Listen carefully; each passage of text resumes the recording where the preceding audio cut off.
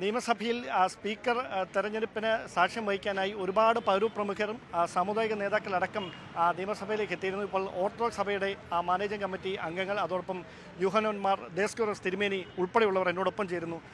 ഇന്നിങ്ങനെ ഇവിടേക്ക് എത്താനിടയായ സാഹചര്യം, ഞങ്ങൾ ബഹുമാനപ്പെട്ട സ്പീക്കറെ തിരഞ്ഞെടുക്കുന്നു. അദ്ദേഹം ഞങ്ങളുടെ കോട്ടയം സഭാകേന്ദ്രത്തിന് അടുത്തുള്ള MLA ആയതുകൊണ്ട് അദ്ദേഹത്തെ ഒന്ന് കാണുക, അതേപോലെ തന്നെ ബഹുമാനപ്പെട്ട മുഖ്യമന്ത്രി ഒന്ന് കണ്ട് അഭിനന്ദിക്കുക. ഈ രണ്ട് കാര്യങ്ങൾ മാത്രമേ ഉള്ളായിരുന്നു. അത് രണ്ട് ഞങ്ങൾ സാധ്യമായി. പക്ഷേ ഒരു ദുഃഖം കോട്ടയംകാർക്കൊക്കെ ബാക്കിയുണ്ടെന്നാണ് പറയുന്നത്. നമ്മുടെ അവിടെ നിന്നൊരു മന്ത്രിയില്ല.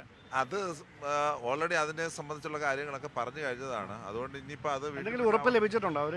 അങ്ങനെയുള്ള കാര്യങ്ങൾ ചർച്ച ചെയ്യാൻ വേണ്ടി വന്നതല്ലല്ലോ. ഞങ്ങൾ ജസ്റ്റ് ഒന്ന് അഭിനന്ദിക്കാൻ വേണ്ടി മാത്രം വന്നതാണ്.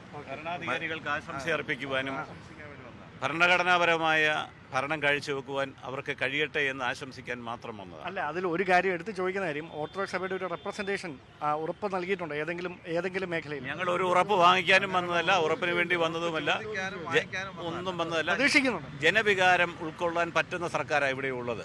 ഭരണാധികാരികൾക്ക് അത് കഴിയും, പാർട്ടിക്കും അത് കഴിയും. Okay, thank you. ഓക്കെ, ശരിയാണ്.